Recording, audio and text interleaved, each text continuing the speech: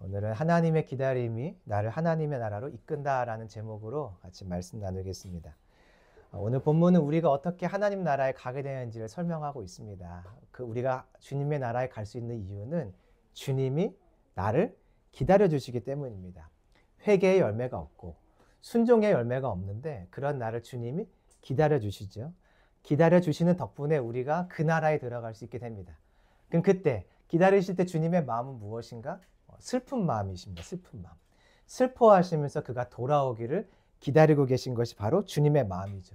그 슬픔 때문에 우리를 바라보시는 그 슬픔 때문에 주님은 기다리게 되시고 기다림으로 우리가 결국 그 땅에 들어가게 됩니다. 그럼 질문해 볼 수 있는데 주님은 왜 우리를 보실 때 슬플까?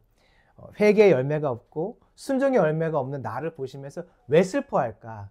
그것은 죄 아래, 사단 아래, 죽음 아래 놓여있는 그 자체가 고통이고 슬픔인 것을 주님만 아시기 때문에 그래요. 주님은 그래서 죄 아래 순종함 없는 그 열매 없는 삶을 보시면 주님은 그것이 고통인 것을 아시기 때문에 주님은 슬퍼하시죠. 슬퍼하시고 아프고 슬퍼하시니까 내가 죄를 건져줘야겠다. 내가 저 사람을 내가 도와줘야겠다. 영원한 하나님 나라를 인도해 주어야겠다 하고 주님은 기다리고 계신 것입니다. 사람은요 그것이 보이지 않아요. 사람은 죄 아래에 있는 슬픔이 보이지 않아요. 사람은 불순종의 삶의 그 슬픔이 보이지 않아요. 그래서 사람은 기다리지 못하고 함께 슬퍼하지 못하지만 하나님은 보시기 때문에 그 죄의 슬픔을 죄 아래에 있는 고통을 보시기 때문에 슬퍼하며 기다리셔서 마침내 우리를 주님의 영원한 생명의 자리를 인도하시는 것이죠. 오늘 이 말씀을 통해서 우리 안에 그 하나님의 눈이 회복되었으면 좋겠습니다. 죄 아래에 있는 것은 슬픔이에요. 죄 아래에 있는 것은 고통이에요.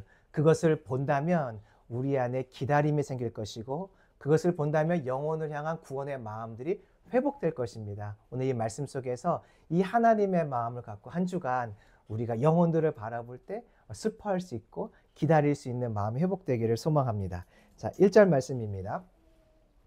그때 마침 두어 사람이 왔습니다. 빌라도가 갈릴리에서 사람을 죽였죠. 빌라도가 그들의 피를 제물에 섞는 악한 일을 했습니다. 이 소식을 들은 사람들은 이렇게 생각했어요. 2절을 봤더니 그 갈릴리 사람들 죄가 많나 보다. 우리도 종종 이런 생각을 해요. 어떤 누군가가 어려움을 겪거나 고난을 받으면 혹시 저 사람 무슨 죄를 졌을까? 어떤 일 때문에 저렇게 고난을 받을까 하는 생각을 우리가 하게 되죠. 판단을 한단 말이죠. 이 판단에 한 가지 문제가 있는데 나는 저 사람보단 좀 나아. 이런 생각을 하는 것입니다. 근거가 있어요. 근거는 무엇이냐면 그 사람이 겪는 아픔과 고난, 어려움을 지금 나는 겪지 않는다는 것이에요. 지금 나에게는 그 일이 없으니 난 저 사람보다 나아. 난 저 사람보다 나을 수 있을 것 같아. 아니면 그것은 아니더라도 저 사람은 좀 문제가 있나 보다. 어떤 어려움이 있나 보다. 내게는 없는 그 일이 그에게 일어나는 것을 보면서 우리가 판단을 한다는 것이죠. 그런데 만약에 나에게 지금은 아닌데 후에 똑같은 일이 발생한다면 이런 판단을 할 수 있을까요? 없을까요? 주님이 3절에서 그래서 이렇게 말씀하세요. 한번 읽어보실까요? 같이 읽겠습니다. 시작. 너희에게 이르노니 아니라 너희도 만일 회개하지 아니하면 다 이와 같이 망하리라. 회개하지 않으면 너희들 다 동일하게 멸망하게 될 거야. 저 사람들이 저렇게 어려운 일, 실제로 육체의 죽음을 당하는 그 일들 너희들 결국 똑같이 당하게 될 거야. 지금 나타난 그 육체의 죽음, 사고, 어려움으로 어떤 식으로든 사람들이 죽습니다. 그 일 너희들 동일하게 겪게 될 거야. 죽음의 모습은 다를 수 있어. 하지만 아니야. 회개하지 않는 자는 다 저와 똑같이 죽음에 이르게 될 거고 영원한 멸망에 이르게 될 거야 라고 주님이 말씀하고 계세요. 작든 크든 죄 있는 자는 결국 다 죽게 되어 있습니다. 회개하지 않는 자들은 다 죽게 되어 있어요. 주님이 그래서 말씀해 주시죠. 너희들 지금은 아닌 것 같지만 언젠가 다 죽을 거잖아. 결국 너희들에게도 죄가 있다는 것이야. 그러니 살려면 방법은 한 가지야. 비교해서 사는 것이 아니라 회개함으로 사는 것이야 라고 말씀하시죠. 이 이야기를 다시 한번 하세요. 4절 보면 얼마 전에 실로암 망대가 무너지면서 사람들이 죽었어요. 사람들이 또 생각합니다. 저 일 때문에 죽었던 저 사람들 나보다 더 큰 죄가 있는 것 같아. 나랑은 좀 다른 것 같아. 내가 저보다는 좀 낫지. 주님 다시 말씀하시죠. 5절 같이 읽어볼까요? 시작. 너희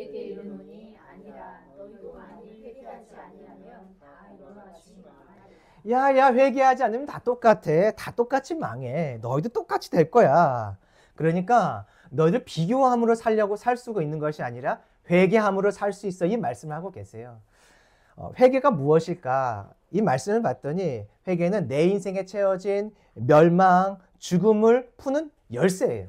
내 인생에 채워진 멸망, 죽음을 푸는 열쇠가 바로 회개인 것이죠. 사람은요, 다 태어날 때부터 죄를 갖고 태어납니다.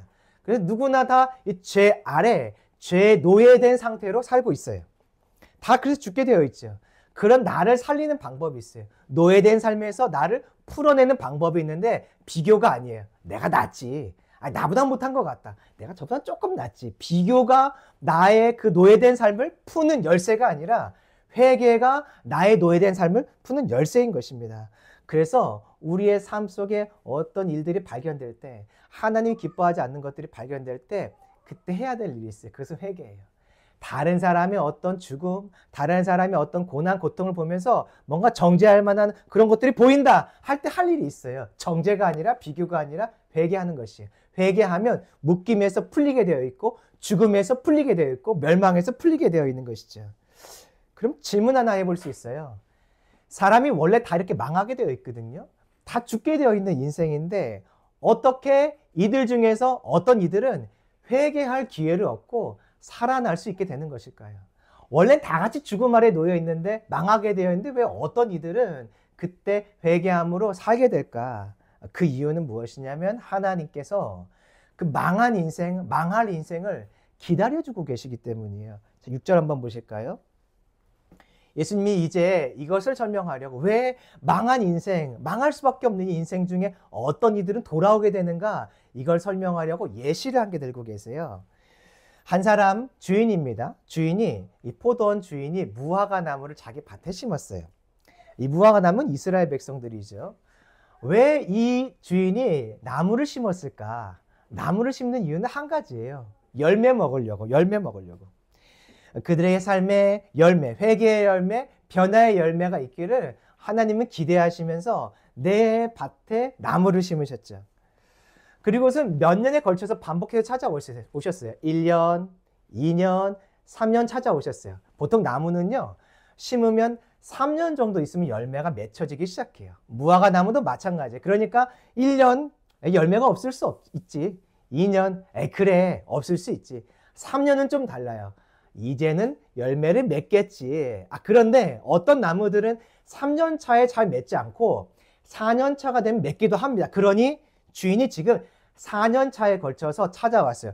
반복해서 찾아왔어요. 무엇이냐면 열매를 보기 위해서요. 그런데 이 주인이 보려고 했던 열매는요, 풍성한 많은 열매가 아니라 원어를 봤더니 하나의 열매예요. 하나의 열매. 그 큰 나무에서 단 하나의 열매를 기다리며 1년, 2년, 3년, 4년에 걸쳐서 찾아온 것입니다. 그런데 열매가 없었어요. 그랬더니 주인이 이렇게 결단을 합니다. 자, 7절 말씀을 한번 읽어보시죠. 시작. 포도원 지기에게 이르되 내가 3년을 와서 이 무화과 나무에서 열매를 보아되 어찌만이 찍어버리라 어찌 땅만 버리게 하겠느냐. 주인이 이렇게 결단을 합니다. 야, 3년 동안 찾아왔는데 이제도 소망이 없네. 이 나무는 열매를 맺지 않네. 잘라버리자. 파내어서 버리자. 땅만 버릴 수 없다. 이렇게 이야기를 합니다. 이제 질문 하나 해볼게요. 이때 이 주인의 마음 상태가 여러분 어떨 것 같으세요? 3년 동안 찾아왔는데 열매가 없는 이 나무를 보는 주인의 마음. 야, 저거 잘라버려라 하는 그 주인의 마음이 어떨 것 같으세요? 언뜻 보면 분노예요. 분노. 야, 정리해 하는 분노의 마음인데 사실 이 내용을 잘 살펴보면 주인의 마음은 어디에서부터 이런 모습이 나오냐면 슬픔이에요. 슬픔. 성경에 찍어버린다는 단어가 나오는데 이 단어를 살펴보면 원래가 어떤 단어에서 시작이 되냐면 슬픔, 슬퍼하다, 아파하다, 애통하다라는 단어에서 이 찍어버리라는 표현이 나오는 것이에요. 그러니까 슬픔에서 나온 것은 겉으로 볼 땐 분노인데 사실은 그 마음에는 슬픔이 있어요. 이게 좀 이해가 안 되는데 잘 생각해보면 우리가 이렇게 살아갑니다. 아이들이요. 야, 하지 마라. 조심해라. 너 다친다. 하지 마라. 다친다라고 이야기했는데 아이가 계속 그 일을 하다 결국 다쳐요. 그럼 부모가요. 아이고 다쳤구나 그게 아니라 번뜩 자기도 모르게 화를 냅니다. 야 그러지 말라고 했잖아. 그때 부모의 마음은 무엇이냐면 사실은 슬픔이에요. 사실은 아픔이에요. 아이가 다쳤는데 어떤 부모가 화부터 내겠어요? 아니에요. 마음은 슬픔이고 아픔인데 이게 이상하게도 표현될 때는 화처럼 표현이 돼요. 그래서 나는 걱정하는 마음에 야 그러지 말랬잖아 하는데 아이는 부모에게 나타났던 분노의 모습을 보고 울게 되죠. 왜 나를 보고 화를 내냐고 울게 돼요. 그때 그 모습 그 상태예요. 부모가 자녀를 바라보면서 야 그러면 안 돼. 그러면 안 돼. 하지 마. 하지 말라고 했잖아. 할 때 부모의 마음은 슬픔이죠. 지금 주인이 열매 맺지 못한 나무를 보면서 야 뽑아버려 할 때 분노처럼 보이지만 실제 마음은 무엇이냐면요. 가득한 슬픔이에요. 열매 없는 나무를 볼 때 주인은 슬퍼해요. 회개의 열매, 순종의 열매가 없는 것을 보시는 하나님의 마음은 분노가 아니에요. 첫 번째 마음은 슬픔이죠. 그 슬픔에서부터 나오는 어떤 표현들이 우리가 느낄 때 뭐냐면 분노처럼 느껴지는 것이에요. 분노처럼. 자, 주님이 이렇게 분노하는 것처럼 나무를 뽑아버리라 말씀하실 때 중보자가 나타났는데요. 8절 보실까요? 대답하여 이르되 누가 대답하냐면 포도 얹기예요. 포도 얹기가 말합니다. 주인님 그러지 마세요. 그러지 마세요. 열매가 없지만 용서하세요. 여기서 이 청지기의 마음은 어떤 마음이냐면 울부짖는 마음이에요. 이 단어를 살펴보면 그가 하는 표현들 속에는 슬퍼해서 울부짖다라는 마음이 있어요. 그래서 울부짖으며 주인님 용서하세요. 용서하세요. 이 나무를 용서하세요. 이 청지기는 잘못한 것이 없어요. 아마 3년 동안 잘 거름도 주고 이 나무를 보살피면서 주인이 신경 쓰는 것을 알기 때문에 열매 맺을 수 있도록 아마 계속해서 일했을 것이에요. 이 청지기에게는 잘못이 없어요. 그런데 그가 울면서 주님께 주인에게 요청해요. 그러지 마세요. 그러지 마세요. 조금만 더 기다려 보세요. 제가 그동안 좀 일해 볼게요. 7, 8절을 보시면 내가라고 되어 있는데 내가라는 단어 앞에는 이런 단어가 사실은 숨어 있어요. 원어를 보면 나와 있거든요. 그동안이라고 되어 있어요.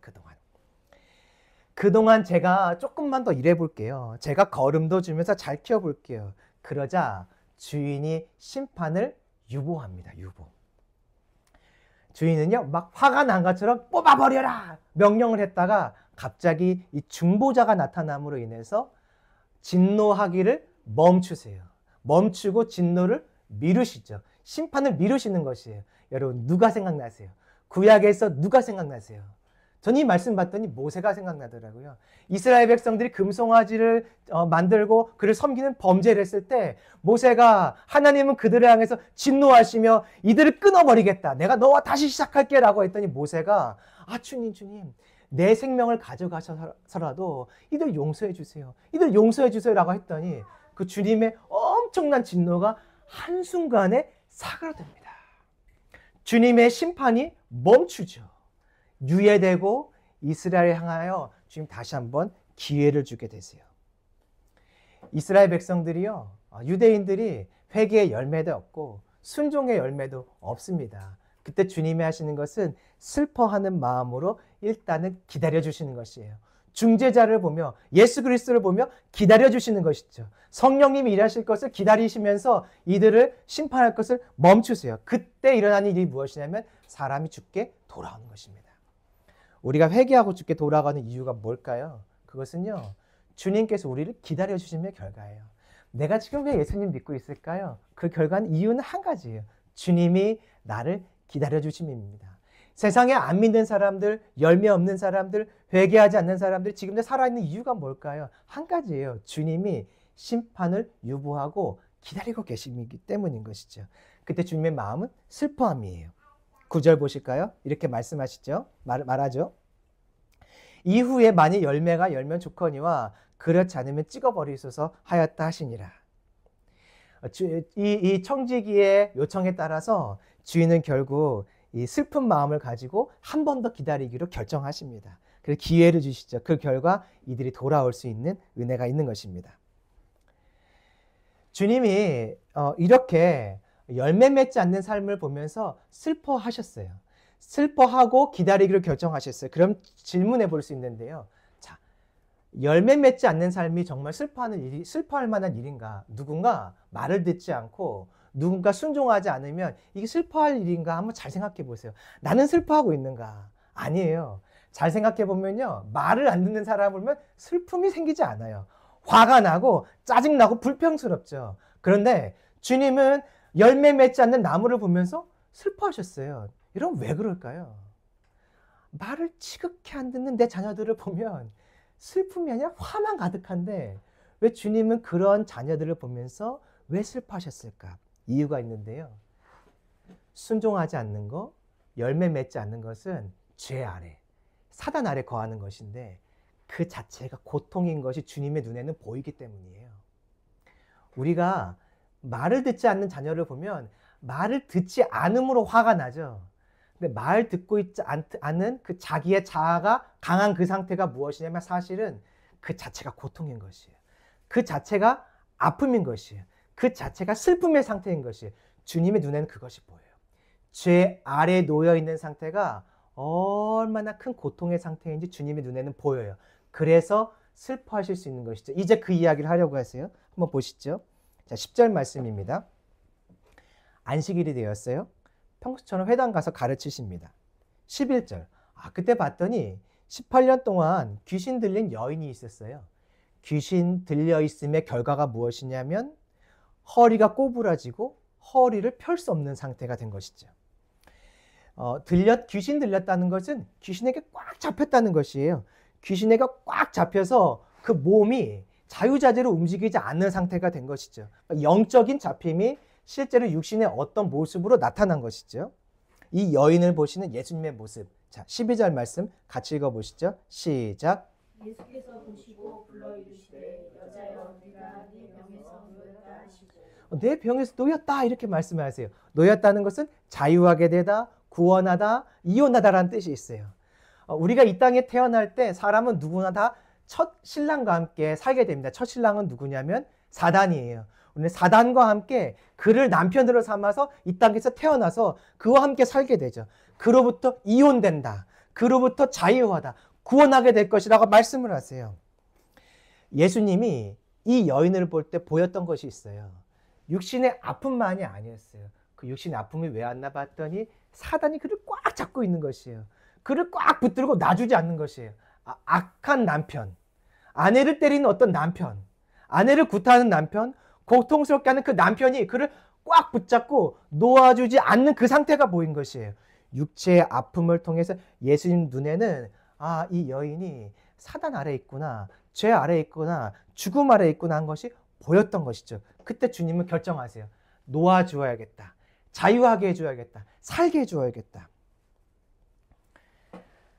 사단의 종로를 타는 그 자체가요, 고통이에요.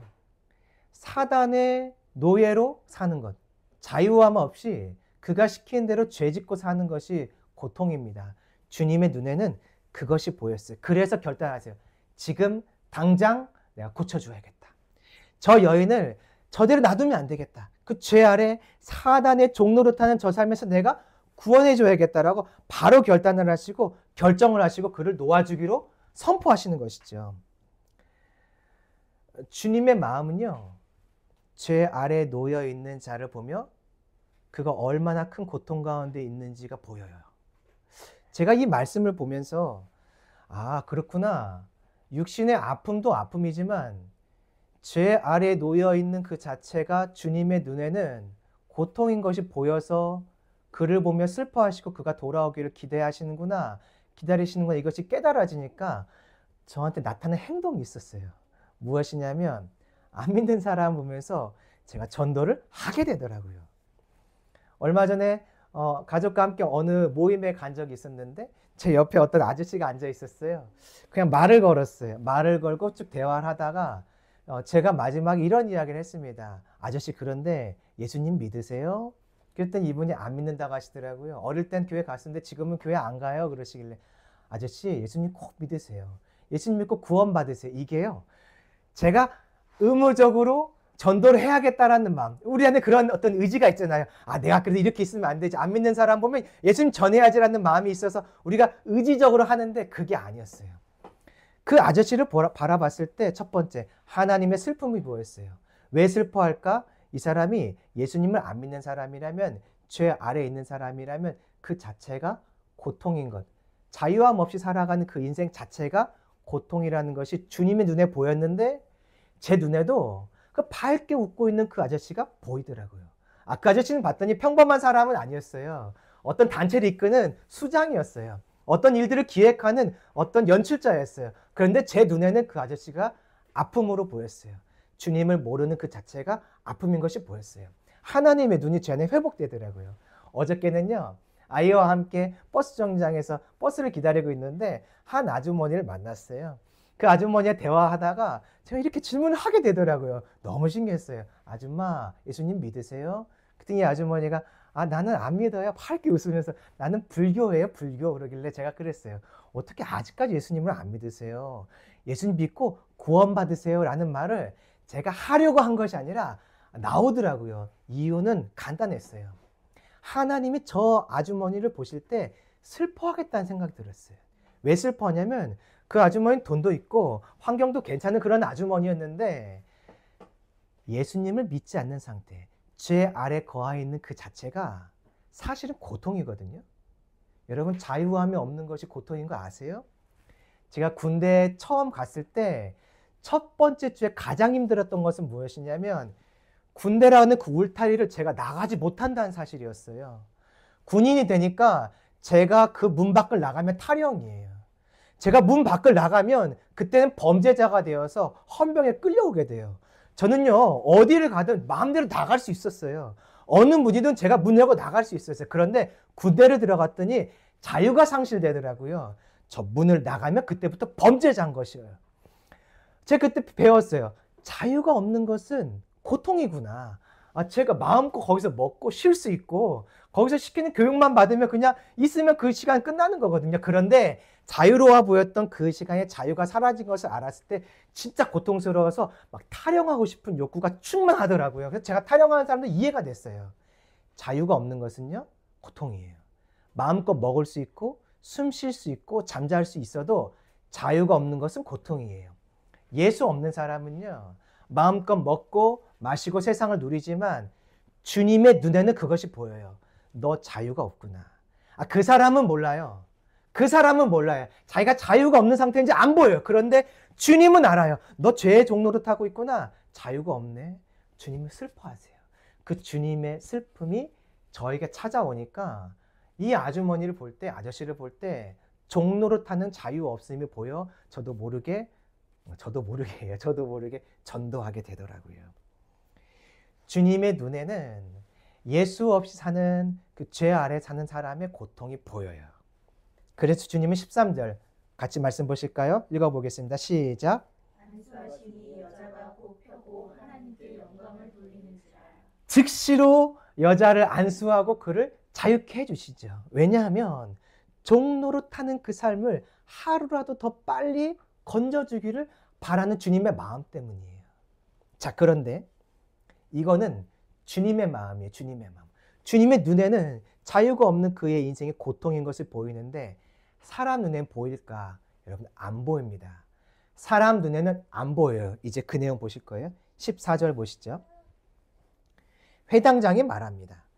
안식일에 병 고친 것을 보면서 막 화를 내요. 안식일 법을 어겼다는 거죠. 그런데 잘 보세요. 회당장이 예수께서 안식일에 병 고치는 것을 분내어 누구에게 말하나요? 무리에게 말해요. 지금 예수님께 화를 내는 게 아니라 화가 난 상태에서 누구에게 말하냐면 무리에게 말해요. 자, 뭐라고 말하는지 우리 한번 같이 읽어보시죠. 시작. 이르되 일할 날이 엿새가 있으니 그날에 와서 고침을 받을 것이요 안식일에는 하지 말 것이니라. 무리에게 이런 말을 하는 거예요. 여러분 지금 환호하고 있는데 잠깐 멈추세요. 여러분 멈추세요. 아무리 아파도요, 병 때문에 죽을 것 같아도 안식일에는 예수님께 고침받으시면 안 돼요. 아무리 죽을 것 같아도 오늘 당장 숨이 넘어갈 것 같아도 여러분 기억하세요. 안식일에는요. 병 고침 받는 거 아니에요. 안식일에는요. 예수님 찾아가지 마세요. 안식일은 병 고침 받는 거 아니라니까요. 지금 그렇게 말을 하고 있어요. 여러분 이 말이 이해가 되세요? 죽을 것 같아도 숨 넘어가도 이날은 고침받으면 안 된다고 말하고 있어요. 이게 이해가 되세요? 이해가 안 되는 말을 하고 있어요. 말이 안 되는 말을 하고 있다는 것이에요.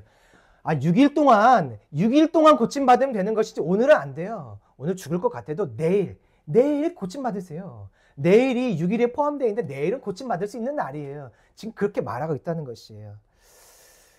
왜 이 회당장이 이런 말을 할까요? 물론 안식일 법을 어겼다고 본인이 착각하기 때문에도 그래요. 근데 잘 보세요. 이 여인의 고통이 보이면 이렇게 말할 수 있을까요? 없을까요? 없는 것이에요. 여러분 자녀가 아파요. 그런데 주일날이에요. 주일날 대부분 문이 닫죠. 병원들이 문이 닫아요.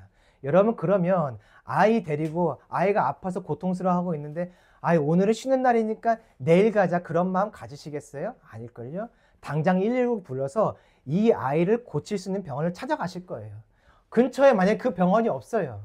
그 병원이 있는데 오늘 진료를 안 한대. 그럼 여러분 어떻게 하시겠어요? 서울이든 부산이든 어디든지 큰 병원 찾아가서 오늘 당장 이 아이가 고침받도록 회복될 수 있도록 하시겠죠. 병이 보이면, 아픔이 보이면 그 사람은 아픈 사람을 보면서 멈춰있지 못해요. 우리가 다른 사람이 아픔을 보면 사실 잘 느껴지지가 않아요, 그 아픔. 그래서 이런 생각을 합니다. 뭐 하루만 참고 내일 고쳐도 되지. 조금만 더 참아봐. 그런데 이것은 왜 그러냐면 내가 그의 아픔을 몰라서 그래요. 그의 아픔을 알면, 그 고통을 알면 내가 당장 고침받고 싶지. 오늘 하루 참고 내일 고침받자. 여러분 그런 말은 나오지 않아요. 회당장은 지금 이렇게 말하고 있어요. 여러분 오늘은요 병원 가는 날 아니에요. 오늘은요 예수님께 고침받는 날 아니에요. 내일 하루만 더 참고 내일 받아야지. 지금 그러면 안 돼요. 주님은요 아니었어요. 이 여인의 고통이 눈에 보이니까 당장 고쳐주신 것이에요. 잘 보시면 이 여인이 18년 동안 꼬부라진 채로 살았어요. 오늘 꼬부라진 채로 하루 더 살아도 아무 문제 없어요. 내일 고쳐줘도 상관없는 거죠. 이미 그렇게 오랫동안 살아왔으니까. 아마 어쩌면 이 여인은 아픈 거에 대해서 이미 포기하고 고침받는 거에 대해서 포기하고 오늘 이렇게 사나 내일 이렇게 사나 아무 관심이 없을 수도 있어요. 그러나 주님은 아니에요. 죄 아래 종노릇하는 삶은 고통이에요. 주님은 그 고통을 절대 지나칠 수 없어요. 주님은 아시기 때문에 그 고통을 절대 하루라도 한시라도 남겨둘 수 없어요. 그래서 바로 그 여인을 고쳐주는 것이고 회당장은 그것이 보이지 않으니 내일 고침받아라. 6일 동안 고침받으면 되지라고 말하는 것입니다. 이게 사람의 한계예요. 사람은요. 죄 아래에 있는 사람의 고통이 보이지 않아요. 특별히 예수님 안 믿는데 잘 사는 사람, 환경적으로 괜찮은 사람을 보면 우리는 오히려 부러워하죠. 아니라고 하지만 내 마음에 부러움이 조금 있더라고요. 그 사람이 고통 가운데 있다는 것이 거의 안 보여요. 그 사람이 죽음 가운데 있다는 것이 거의 안 보여요. 주님의 마음은 보여요. 내가 그 아래에 있어요. 내가 죽음 아래에 있고 고통 아래에 있는데 죄 아래에 있는 고통은요. 자기 자신도 못 봐요. 자기 자신도 못 느껴요. 이 회당장은 지금 그렇잖아요. 나도 못 느끼고 다른 사람의 것도 못 느끼는 것이. 하지만 누구는 느끼신다고요? 주님은요. 그러니 슬퍼하는 마음으로 그 영혼이 돌아오도록 기다려줄 수 있는 것이죠. 주님이 못 깨달은 사람한테 15절에 말합니다. 야야 너 정신 차려라. 너가 하는 일을 좀 생각해봐. 너 소와 나귀가 외양간에서 목말라고 있을 때 어떡하냐. 물 마시게 하려고 데리고 나가지. 너 안식일에 동물도 그 생명을 귀하게 여겨서 살리려고 하는데 너 지금 무슨 말 하는 거야? 그랬더니 17절 모든 반대하는 자들이 다 부끄러워하게 되죠. 사람은요. 죄 아래 있는 그 고통이 안 보여요. 여러분 그거 아세요? 내가 범죄하고 있을 때 기쁨이 있어요. 내가 남의 것을요. 몰래 어떤 탐심 때문에 훔쳐올 때 되게 큰 기쁨이 있어요. 제가 어릴 때 아직도 생각이 나요. 놀이터에서 그네 그 의자 위에 어떤 재밌는 장난감이 있었거든요. 다른 사람의 건데 너무너무 탐이 나는 거예요. 그래가지고 그 친구가 보나 안 보나 기다리다가 몰래 가서 그것을 딱 훔쳐서 집으로 곧장 달려갔어요. 심장이 두근두근 막 뛰죠. 제 마음이 어땠을 것 같으세요? 훔쳤다, 가졌다. 그 기쁨이 제 안에 가득 있는 것이에요. 자, 그런데 보세요. 이것은 죄 짓는 상태예요. 사단의 종로를 타는 상태예요. 이 상태가 내가 느낄 때는 기쁨이고 쾌락이고 희락이죠. 그런데 주님은 아세요. 그 본질적인 것은 고통이에요. 우리가 죄 짓고 있을 때 내게 어떤 기쁨들이 있어요. 그 죄로 인한 즐거움들이 있지만 주님은 그것을 보시면서 고통으로 아세요. 그래서 나에게 요청하시죠. 회개해라. 우리의 삶 속에 어떤 작은 죄로 인한 기쁨이 있을 때, 작은 죄라도 있을 때 여러분 그때 아셔야 돼요. 난 지금 엄청나게 큰 고통 속에 들어가고 있는데 내 눈이 어두워지고 내 마음이 양심이 화인을 맞아서 그 아픔과 고통이 전혀 느껴지지 않는 것이죠. 그때 회개해야 돼요. 주님은 그때 회개하라고 요청하고 계시죠. 그래서 회개할 때마다 한 영혼 한 영혼이 돌아오게 되니 결국 19절에 보시면 하나님 나라는요. 겨자씨 한 알과 같이 계속해서 성장하게 되고 21절 하나의 누룩이 가루 서마를 부풀게 하는 것처럼 하나님의 나라에 들어오는 사람은 계속해서 한 사람 한 사람 한 사람 더 풍성해지고 더욱더 확장되어지게 되는 것입니다. 주님의 나라에 들어가는 것은요. 그럼에도 불구하고 24절을 보면 좁은 문이라고 말하고 있어요. 회개하는 것이 여러분 어려워요. 주님이 나에게 회개하라고 말을 해줘도요. 잘 안 돼요. 내 안에 그 죄로 인한 고통이 보여도요. 자, 회개하는 것이 잘 안 돼요. 그래서 보면 들어가기를 구하여도 못하는 자가 많으리라. 이 땅은 이 주님의 나라에 들어가는 회개하는 자리, 회개의 열매, 순종의 열매를 맺는 것은요. 비밀과 같은 것이라서 우리에 감춰져 있어요. 그래서 우리 안에 깨달음이 있어도 잘 들어가지지 않는 것이죠. 우리에게 힘이 없어요. 약한 것이죠. 능력이 없어요. 그래서 27절을 보시면 행악을 멈추지 않는 자는 주인의 집에 결국 들어가지 못한다라고 말하고 있어요. 여러분 그러니까 죄 짓는 것을 멈춰야 돼요.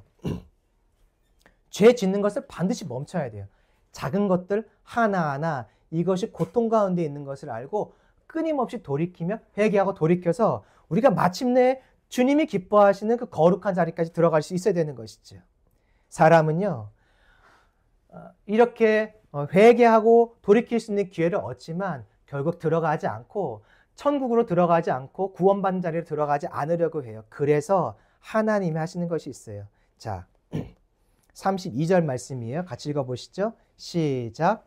이르시되 너희는 가서 저 여호에게 이르되 오늘과 내일은 내가 귀신을 쫓아내며 병을 고치다가 제3일에는 완전하여지리라 하라. 13장의 마지막 이야기는 예수님의 죽음의 위협을 받는 이야기로 맞춰져요. 그런데 여기 어떤 얘기가 껴있냐면 부활의 이야기가 끼어 있어요. 죽음과 부활의 이야기예요. 사람이요 정말 어리석어서 죄를 멈추지 않아요. 주님은 계속 기다려주시는데 죄를 멈추지 않아요. 자기 힘으로는 행악하는 걸 멈추지 않고 회개하지도 않아요. 그러니 주님이 우리를 구원하시기 위해서 하신 방법이 있어요. 결국 십자가 대신 죽고 부활하시는 것이에요. 그 나를 위한 십자가의 죽음과 부활의 영광이 은혜가 내게 입혀질 때만 그때 회개가 이루어져요. 십자가 앞에서 나를 죽으신 그 예수님의 못 박힌 손과 못 박힌 발, 나를 위해 대신 찢기신 그 등, 몸, 그리고 가시면류관에 쓰이신 그 예수님의 얼굴을 볼 때 그때서야 내가 드디어 회개하고 내 행악을 멈추기로 결단하게 돼요. 예수님이 그 죄 때문에 고통받는 모습을 볼 때 내가 죄 짓는 그 모습이 이것이 고통이었구나, 아픔이었구나 그때 깨닫고 이제 그 길을 가지 않기로 결단하게 되는 것이에요. 나 같은 자를 위해서 그래서 주님이 십자가에 죽으시고 부활하신 은혜가 있는 것입니다. 말씀을 정리할까요? 우리가 오늘 복음을 믿을 수 있는 이유는 나 때문이 아니에요. 부모님, 예수님 믿고 있어서도 아닙니다. 내가 믿음의 길을 잘 가서 아니에요. 첫 번째는 하나님의 기다리심이에요. 어떤 기다리심이냐면 슬퍼하시며 죄의 종노릇한 나를 보시며 슬퍼하시는 그 주님의 기다리심 덕분에 내가 오늘 예수님 믿고 있는 것입니다. 그러므로 여러분 이번 한 주간 죄를 멈추세요. 입술의 죄를 멈추세요. 마음의 죄를 멈추세요. 생각의 죄를 멈추세요. 행동의 죄를 멈추세요. 그거 가지고는 천국 못 가요.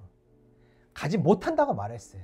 에이, 뭐 행위로 구원 맞습니까? 아닌 거 저도 알아요. 그러니까 주님 말씀하셨어요.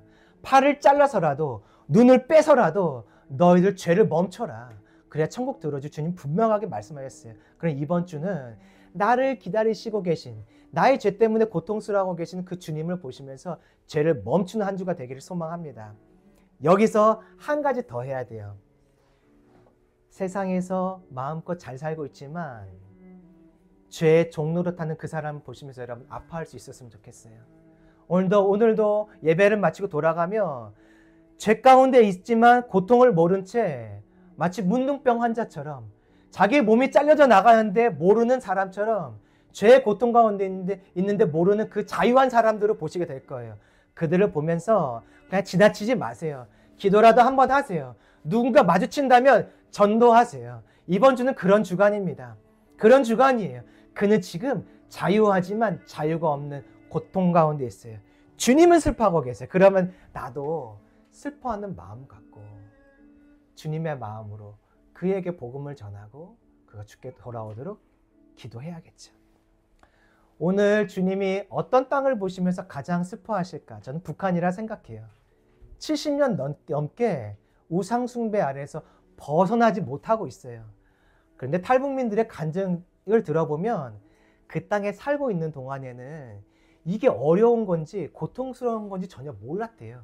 하지만 탈북해서 영상을 통해서 또 눈앞에 있는 어떤 환경들을 통해서 자유를 보았더니 내 인생은 자유가 없는 인생이었구나 알고 그때 가서 깨닫는다고 말하더라고요. 저 땅에 있는 영혼들을 보면 주님이 지금도 고통스러워하고 슬퍼하고 계세요. 우리가 무엇을 해야 될까요? 이번 한 주간은 더욱더 주님의 슬픔이 있는 그 자리를 보면서 함께 슬퍼하고 저 북한 땅을 위해서 기도한다면 주님이 너무 기뻐하실 거예요. 너희들 내 슬픔이 보이는구나. 그 죄 아래에 있는 자유하지만 자유가 없는 그 고통이 보이는구나 하며 너희들 참 내 마음을 알아주니 너무 고맙다 하시는 한 주간이 될 줄로 믿습니다. 우리 한 주간 이 말씀 따라서 회개도 하고 영혼을 위해서도 기도하는 한 주간 되었으면 좋겠습니다.